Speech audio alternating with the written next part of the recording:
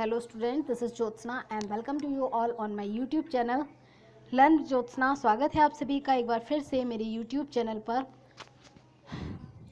आशा करती हूँ आपको ये वीडियो पसंद आ रही हैं और अगर आपको ये क्लासेस पसंद आ रही हैं तो चैनल को सब्सक्राइब ज़रूर करें और हमारी वीडियोस को लाइक भी ज़रूर करें। अगर हम बात करें इंक्लूसिव एजुकेशन जो टॉपिक चल रहा था उसमें एक्चुअली थोड़ा नेटवर्क इशू था जिसकी वजह से वो क्लास बीच में डिस्कनेक्ट हो गई थी। हम इंक्लूसिव एजुकेशन पर क्लास 2 ले रहे हैं। ये हम बात कर रहे थे इंक्लूसिव एजुकेशन यानी समावेशी शिक्षा की। तो RPWD एक्ट है जो 2016 में आया था, right of the person with disability, यानी जो लोग जिनमें क्या है अक्षमताएं हैं, विशेष अक्षमताओं वाले लोग, उनके लिए अधिकार, दिव्यांगजन लोगों के लिए अधिकार। ये ministry of social justice and empowerment यानी सामाजिक न्याय एवं अधिकारिता मंत्रालय द्वारा लाया गया था। इसके अंतर्गत 7 प्रकार के क्या थी इसके अंतर्गत क्या थी आपकी, ये पहले ये PWD 1995 था। यानी अगर हम बात करें तो ये क्या था, PWD पर्सन विद डिसेबिलिटी यानी अक्षमता वाले लोग, है ना, अक्षमता वाले लोग। लेकिन इसमें अब क्या जुड़ गया, आर जुड़ गया, तो राइट इसका मतलब हो गया right of person with disability, ये इतना बन गया है। पहले 1995 में PWD आया था जिसमें 7 प्रकार की अक्षमताएं की बात की गई थी। 2016 में ये आ गया RPWD जिसमें 21 अक्षमताएं शामिल हो गई। 15 जून 2016 से ये लागू भी हो गया है। इसमें क्या लाभ रहेंगे, ये सभी को लागू हो जाएगा 2020 तक पब्लिक प्लेस पर आने या मूव करने की सुविधा। अब बात करें इसमें क्या फ़ायदे रहेंगे, 3-4% रिजर्वेशन रहेगा उन डिसेबल लोगों के लिए जो क्या रहेंगे 40% या उससे अधिक क्या है अक्षम है या फिर हम कहें दिव्यांग हैं, तो ऐसे लोगों को 3-4% रिजर्वेशन मिलेगा गवर्नमेंट जॉब में। IEDC एक फॉर्म है, फुल फॉर्म है, इसका मतलब होता है इंटीग्रेटेड, आप इसको लिख सकते हैं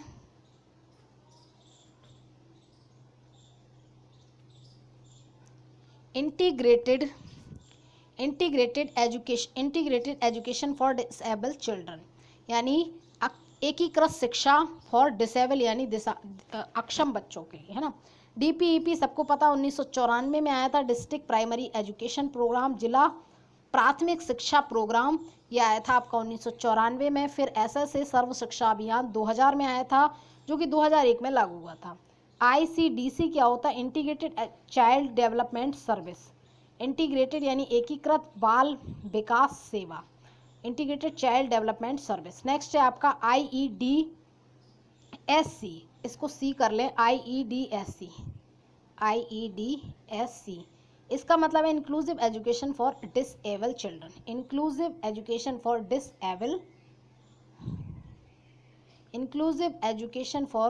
disable children, IEDC inclusive education for disable children 2009 में आया था। समावेशी शिक्षण की विधियां देखें, टॉपिक थोड़ा बड़ा है, हालांकि ये बहुत इंपॉर्टेंट टॉपिक है, इससे 5 से 6 क्वेश्चन हर टीचिंग एग्जाम में आपको देखने के लिए मिलेंगे। पहला बात करें अगर हम इनके लिए शिक्षण विधियां क्या यूज़ की है, तो पहले सहकर्मी विधि यूज़ की जाएगी। पीयर ट्यूटोरियल जिसकी बात करते हैं, बायगोस्की यानी समूह में बच्चों को पढ़ाना, फ्रेंड्स के साथ पढ़ाना, सहपाठियों के साथ मिलकर शिक्षण कार्य करना, ये होगा आपका पीयर ट्यूटोरियल। दूसरा है आपका सामाजिक सहकारी शिक्षण, कोऑपरेटिव यानी एक दूसरों को सहयोगात्मक शिक्षण भी कह देंगे हम इसको, एक दूसरे का सहयोग करेंगे शिक्षण, अर्थात सहयोगात्मक वातावरण का निर्माण करके लर्निंग करवाएंगे। ऐसा नहीं है कि कोई वीक है तो उसको अलग बिठा दिया या कोई उसकी हेल्प नहीं कर रहा है, उसको कोई पढ़ा नहीं रहा, उसकी कोई सुन नहीं रहा, तो वो और पिछड़ जाएगा, तो उसको भी शामिल करेंगे, उसको भी साथ में सहयोग देंगे ताकि वो भी बढ़े। नेक्स्ट तीसरा मेथड है यहाँ पे सामाजिक अधिगम, समूह में सिखाएं, समाज एक वातावरण एक पैदा करें, ऐसा नहीं है प्रतिस्पर्धा पैदा करें, अपने फ़ायदे की सोचें, सभी को समावेश करें, एक समाज की तरह रखें। बड़ी सिस्टम भी है एक, ये मरियम वेबस्टर ने दिया था। इसमें क्या होगा, 2 इकाइयाँ होगी, एक यहाँ और एक यहाँ, एक दूसरे से सीखेंगी भी, एक दूसरे पे कंट्रोल भी करेंगी, A है यहाँ पे B है, एक दूसरे को हेल्प भी करेंगी, एक दूसरे की आलोचना भी करेंगी, निगरानी भी रखेंगी, ये सब चीज़ें बड़ी सिस्टम में रहेंगी। ये भी एक मेथड है समावेशी क्लास में यूज़ करने का। चिंतनशील शिक्षण, इसमें क्या रहेगा, इसमें अधिक विचार युक्त बातें होंगी, समस्या केंद्रित बातें होंगी, स्वतंत्र रूप से ज्ञान प्राप्त करने में सक्षम होंगे बच्चे, नए नए मौलिक चिंतन पर बल देंगे, सृजनात्मक कार्यों में बच्चे ज़्यादा एक्टिवेट रहेंगे और कार्य करने के उत्पादन को बढ़ावा देंगे, फालतू की चीज़ों को कम फोकस करेंगे, जो कार्य उत्पादन यानी कहें तो हम ज्ञान निर्माण में ज़्यादा ध्यान देंगे, पाठ्य वस्तु की गहन अध्ययन करेंगे यानी उसको डीपली पढ़ेंगे। ऐसा नहीं है कि 4 क्वेश्चन पढ़ लिए एग्जाम दे दिया खत्म हुआ। आलोचनात्मक दृष्टिकोण उत्पन्न होगा। ये सभी चीज़ें किसमें रहेंगी? चिंतनशील शिक्षण के दौरान होंगी। बहुसंवेदी शिक्षण देखते हैं, मल्टी सेंसरी टीचिंग होगा। इसमें संवेदनाओं द्वारा इंद्रियों का प्रयोग करके सिखाया जाएगा। जैसे कुछ खिलाकर पूछा जाएगा, भाई स्वाद बताओ इसका, है ना, उसकी इंद्रियों का प्रयोग करके उसे सिखाने की कोशिश की जाएगी। या फिर हम कहें शरीर के किसी भी अंग का प्रयोग करके, या फिर अगर मान लीजिए चमीटा छील लिया एक बार या फिर तवा छील लिया है, जल गया है बच्चा, तो दोबारा वो वैसी चीज़ें नहीं करेगा क्योंकि उसने महसूस कर लिया है। या फिर गंध का प्रकार पूछा जा सकता है, ये सब चीज़ें। एक one of the most important है ब्रेल लिपि, ब्रेल स्क्रिप्ट, जो 6 उभरे बिंदुओं से को स्पर्श करके, जिसमें दृष्टिहीन बच्चों जिनको दिखता नहीं है उनके लिए यूज़ की जाती है। ये किसने दी थी? फ्रांस के लुइस ब्रेल ने दी थी, जो कि खुद भी क्या थे? एक दृष्टिहीन व्यक्ति थे। उनके पिताजी के औजार से उनकी आँख क्या है जो है खराब हो गई थी और पढ़ने में वो बहुत ज़्यादा इंटरेस्टेड थे, पढ़ना चाहते थे। तो फिर ऐसी स्थिति में उन्होंने क्या किया? एक लिपि बनाई जिसको हम कहेंगे ब्रेल लिपि, कहेंगे क्या, कहते भी हैं। नेक्स्ट है आपके लिए, नेक्स्ट है आपका समावेशी बालकों हेतु अधिगम सामग्री। अब बताइए आप मटेरियल क्या यूज़ करेंगे? TLM teaching learning material inclusive class में क्या करेंगे? बहुत बड़ा टॉपिक है लेकिन आपको ये पढ़ना पड़ेगा भी क्योंकि इंपॉर्टेंट भी बहुत है। दृष्टिबाधित बच्चों के लिए अगर हम पहले देखें तो कौन सी अधिगम सामग्री यूज़ करेंगे? तो उत्तल लेंस यूज़ करेंगे, अवतल लेंस यूज करेंगे, ऐसे चश्मे का यूज़ करेंगे छोटी चीज़ों को उन्हें बड़े आकार में दिखाए। ठीक है। दूसरी बात क्या करेंगे? टेलीविज़न सर्किट, संकीर्ण सर्किट टेलीविजन। मान लीजिए कोई चीज़ें किताबों में छोटा छोटा लिखा है, हम प्रोजेक्टर पे ले जाके उसे बड़ा बड़ा जूम करके दिखाएंगे, इसका यूज़ कर सकते हैं। चश्मा ये यूज़ कर सकते हैं। बड़े आकार में छपी हुई किताबें यूज़ करेंगे जो कम जिनको बच्चों को दिखता है। ब्रेल लिपि भी यूज़ करेंगे। दृश्य शब्द सामग्री सभी हो जाएंगी। दृश्य शब्द सामग्री सब में इसलिए हो जाएंगी जिनको दिखता नहीं उनको श्रवण सामग्री यूज़ करी जाएगी श्रव्य, और जिनको सुनाई नहीं देता है उन्हें दृश्य यूज़ करेंगे। ठीक है। तो यहाँ पे दृश्य की समस्या है तो टेप रिकॉर्डर, बोलते हुए कैलकुलेटर, रेडियो एडियो वगैरह यूज़ कर पाएंगे। नेक्स्ट दूसरे श्रवण बाधित बच्चों के लिए अधिगम सामग्री क्या यूज़ करेंगे? जिनको सुनाई नहीं देता है उनके लिए हेडफोन यूज़ कर सकते हैं जो तीव्र गति से उन्हें सुना दे। फोनिक कान यूज़ कर सकते हैं। शून्य ट्यूब उपकरण का यूज़ कर सकते हैं जो सीधे उनके कान में आवाज़ को प्रेषित कर दे। फोनिक कान और शून्य ट्यूब उपकरण क्या करेगा? ये ध्वनि को सरल और स्पष्ट बना देगा। इससे क्या होगी? क्लियर होगी और इजी रहेगी बच्चे को। नेक्स्ट है आपका चिन्ह का यूज़ करेंगे क्योंकि सुनाई तो देता नहीं तो चिन्ह से समझेगा ज़्यादातर। ऐसा लगा है तो डॉक्टर का हुआ, ऐसा लगा है तो ऐसे ऐसे मोड़ो, मतलब इस तरीके की चीज़ें समझेगा। दृश्य सामग्री का यूज़ करेंगे क्योंकि श्रव्य दृश्य सामग्री का यूज़ करेंगे क्योंकि सुनाई नहीं देता है, दिखाई देता है, तो प्रोजेक्टर में देख पाएगा, मैप में देख पाएगा, मॉडल में देख पाएगा। अब ये तीसरे टाइप के बच्चे आ गए हमारे पास। अस्थि बाधित के लिए हम क्या टीचिंग मटेरियल यूज़ करेंगे? ऐसे बच्चों के लिए जिनकी अस्थियां कमज़ोर है, हड्डियों संबंधी समस्या, तो पेज टर्नर, मूव नहीं कर पाते, कुर्सी, मेज, बुक होल्डर, ठीक है, lamp board, pen holder, pen पकड़ने वाला, स्ट्रेचर, चल नहीं पाते हैं, बैसाखी वगैरह यूज़ करवाएंगे, पहिए वाली गाड़ी, कुर्सी देंगे उनको, पट्टियाँ खपच्चियाँ बांध देंगे, ये सभी चीज़ें इनके लिए यूज़ होंगी। बागदोष यानी जो बोल नहीं पाते, वाणी संबंधी समस्या है, तो इनके लिए क्या यूज़ करेंगे? पहले तो इन्हें नियम सिखाएंगे, भाषा का उच्चारण का प्रशिक्षण देंगे, चिन्ह का ज्ञान बताएंगे, ये सभी चीज़ें पहले सिखाएंगे। फिर इन्हें बोलने में अगर समस्या हो रही है तो ध्वनि प्रवर्धक यंत्र या फिर फोनिक कान मशीन यूज़ करेंगे ताकि ये सुन पाएँ और सुन के क्या कर पाएँ? समझ पाएँ। फिर ही तो यूज़ कर पाएंगे। कृत्रिम भाषा, एक कृत्रिम भाषा संश्लेषण उपकरण का यूज़ करेंगे। ये क्या करेगा? भाषा दोष को सुधारने में हेल्प करेगा और ट्रांसलेटर भी बन पाएगा, भाषा का ट्रांसलेट भी कर पाएगा, अनुवाद भी कर पाएगा। नेक्स्ट है आपका बौद्धिक अक्षमता बालकों हेतु सामग्री। तो बौद्धिक रूप से अगर जो क्या है, अक्षम है, जो बौद्धिक रूप से डिसेबल है, इनके लिए क्या यूज़ करने वाले हैं? तो ऐसे बच्चों के लिए हम यूज़ करेंगे श्रव्य दृश्य सामग्री, जैसे चित्र कार्ड वगैरह यूज़ करेंगे। बुद्धि कमज़ोर है, चित्र वगैरह में ज़्यादा इंटरेस्ट लेंगे, कार्ड वगैरह में, मानचित्र में, कंप्यूटर चलवाएंगे, बहुत इंटरेस्ट लेंगे। बालकों का मस्तिष्क का कोई भाग काम नहीं करता, लकवा वगैरह मार गया हो, तो ये कारण हो सकता है। कैलेंडर वगैरह में अगर नहीं दिन महीने याद रहते हैं तो कैलेंडर भी यूज़ कराएंगे, कई बार टूल बॉक्स यूज़ कराएंगे, कंप्यूटर यूज़ कराएंगे। सजीव वस्तुएं ज़्यादा दिखाई देंगी, क्योंकि दिमाग है, बुद्धि है कम, प्रत्यक्षीकरण करवा के उनके दिमाग में एक संप्रत्यय बन जाएगा, कॉन्सेप्ट जिसकी बात, स्कीमा की बात करते हैं, प्याजे वो बन जाएगा, तो इनका बुद्धि का भी इशू थोड़ा सा कम होगा। नेक्स्ट तरीका है इनके लिए दृश्य श्रव्य सामग्री। दृश्य श्रव्य सामग्री भी यूज़ किसके लिए करेंगे? अधिगम अक्षमता वाले। अधिगम अक्षमता जानते हो ना, जिनको लर्निंग डिसेबिलिटी है, जैसे मान लीजिए डिसलेक्सिया हुआ, डिसकैलकुलिया हुआ, डिस्ग्राफिया हुआ, अफेजिया हुआ, एडीएचडी हुआ, ये सभी समस्याएं होंगी उनकी लर्निंग संबंधी समस्याएं। तो ऐसे के लिए क्या करेंगे हम?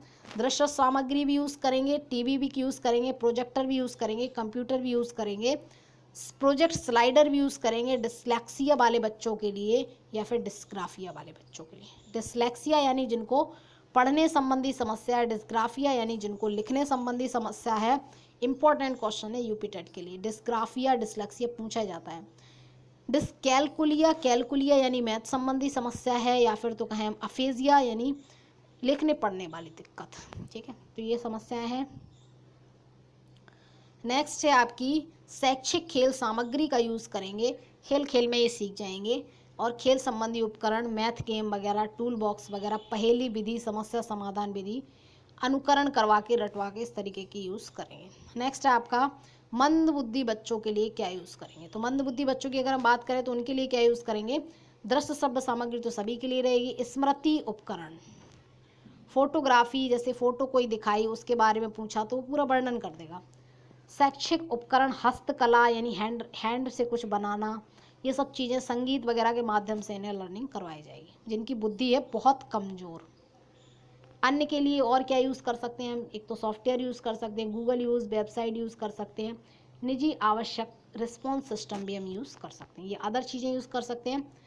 अब नेक्स्ट हमारी हेडिंग है यहाँ पे समावेशी क्लासरूम कैसा होना चाहिए, कि बच्चे सभी अपने आप को क्या कर पाएँ, सर्वाइव कर पाएँ, और अपने आप को बच्चा हीन ना समझे, दीन ना समझे, कैसे बच्चा रह पाए। तो कैसा वातावरण होना चाहिए, इसके लिए सबसे पहले अगर हम बात करें तो समावेशी कक्षा में सभी टाइप के तो बच्चे होना चाहिए। ऐसा नहीं है आपने होशियार होशियार 4 बच्चे बिठा लिए और गधे बच्चों को जिनको बेचारों कुछ आता नहीं उनको हटा दिया, या फिर कह दिया हम पढ़ा नहीं पाएंगे, तो फिर वो आपका इंक्लूसिव क्लासरूम, समावेशी कक्षा नहीं होगी। दूसरा पॉइंट कहता है कि बच्चों से फ्रेंडली बिहेवियर करिए, दंड ना दीजिए, मार धाड़ ना करिए, मुस्कुराते रहिए, ताकि सब बच्चे क्या हों, आपसे अपनी समस्या को आके बताएं और आपसे प्रेरित भी हों, डरे ना, दूर ना भागें। अलग अलग बैठने की अपेक्षा घेरा बना के बच्चों को अपने चारों ओर बिठा लें और आप खुद यहाँ पे बैठ जाएं। ठीक है, बच्चों को अपने चारों ओर बिठा लें, ताकि ऐसा ना हो कुछ बच्चे पीछे बैठे बातें कर रहे हैं, कुछ पढ़ रहे हैं। नेक्स्ट चीज़ है, जब कभी पढ़ाने जब जाएं उसके एक दिन पहले तैयारी कर लें कि भाई कोई बच्चा हमारी क्लास में दिव्यांग भी है, कोई बच्चा मंदबुद्धि भी है, कोई डिसलेक्सिया वाला, तो सभी के अकॉर्डिंग हम क्या कर लें, सामग्री का मतलब अरेंजमेंट कर लें, या फिर जो पॉसिबल हो सकता है बेस्ट से बेस्ट तरीका वो पहले तैयार कर लें, फिर ही क्लासरूम में जाएं, और हो सके तो हर बार ही ऐसा करें। मूल्यांकन लिखित ना होकर सतत व व्यापक, एक बार 4 क्वेश्चन लिखकर हम बच्चे की ज्ञान का आकलन नहीं कर सकते, मूल्यांकन नहीं कर सकते, इसलिए हमें हमेशा ही उसका क्लास में मूल्यांकन करते रहना है। सतत यानी लगातार, और व्यापक यानी सभी क्षेत्रों का हम लगातार मूल्यांकन करते रहेंगे। 4 क्वेश्चन से हम डिसाइड नहीं करेंगे कि ये बच्चा गधा है और ये वाला होशियार है। नेक्स्ट, भिन्न भिन्न शिक्षण पद्धति, उदाहरण का प्रयोग करें, दल शिक्षण यानी ग्रुप में पढ़ाएं, ये सब चीज़ें भी यूज़ करेंगे हम ऐसी क्लासरूम में। ठीक है, ये नहीं है एक ही छड़ी से सभी बच्चों को हाँक दिया, भिन्न भिन्न शिक्षण पद्धति भी हम यूज़ करेंगे। नेक्स्ट है इसका इम्पोर्टेंस क्या है, इंक्लूसिव एजुकेशन का क्या महत्व है। अगर हम इसके महत्व की बात करें तो बालकों में आत्मसम्मान की वृद्धि बढ़ेगी, आपसी समानता बढ़ेगी, सामान्य व बाधित बच्चों के बीच प्राकृतिक वातावरण विकसित होगा। प्राकृतिक वातावरण इन द सेंस कि सभी अपने आप को एक साथ एक जैसा समझेंगे, कोई अपने आप को कमज़ोर या फिर ज़्यादा स्ट्रांग यानी वो ना समझेगा, ठीक है, तानाशाह नहीं समझे, कोई अपने आप को कमज़ोर ना समझे। सभी के लिए वातावरण होगा प्राकृतिक, ताकि शिक्षा ग्रहण करने के उपरांत विशिष्ट बालक समाज में समन्वय व समायोजन कर पाएँ। उनके लिए, विचारों के लिए रिस्पेक्ट रहे हमेशा। और जो लोग अपने आप में ज़्यादा बुद्धि के हैं या तेज बुद्धि के हैं, जो ज़्यादा क्रिएटिव हैं या प्रतिभाशाली है, वो अपने आप को ज़्यादा होशियार ना समझे, वो ये भी समझे कि हमारे समाज में ऐसे भी बच्चे पाए जाते हैं जिनके साथ हमें समायोजन करना है, उनका अपमान नहीं करना है, उन्हें नीचा नहीं दिखाना है, उनके साथ भी हमें प्रेम भावना रखनी है। तो ये भावना विकसित करने के लिए उन्नति के अवसर उन्हें भी मिलना चाहिए। सरल, सुगम और मितव्ययी बनाई जाए शिक्षा, ये भी फायदा होगा। सभी बालकों में सामाजिक गुण का विकास होगा, जैसे दया भावना हुआ आपकी, अहिंसा हुआ, सत्य हुआ, या फिर किसी के साथ बुरा नहीं करना है, ये सभी चीज़ें सब में विकसित हों। चाहे फिर वो आपके प्रतिभाशाली हो, चाहे सृजनात्मक हो, चाहे वो मंद बुद्धि हो, सभी में ये विकसित हो। भेदभाव, ऊंच नीच, छोटा बड़ा, नीचा कमज़ोर, ये सभी चीज़ें क्या ना हो, ये सभी चीज़ें आपकी डेवलप ना हो।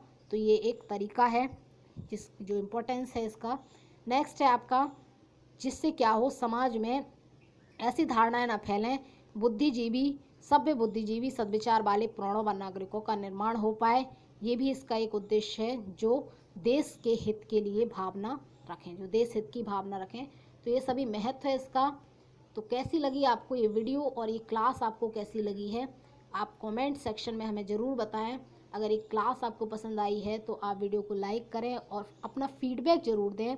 आपसे ऐसी आशा करते हैं कि आप सभी अपना फीडबैक ज़रूर दें, ताकि हम अपने आप को और बेहतर आपके सामने प्रेजेंट कर पाएँ। Thanks for watching. बस यही था आज की क्लास में। मिलते हैं फिर नेक्स्ट वीडियो में।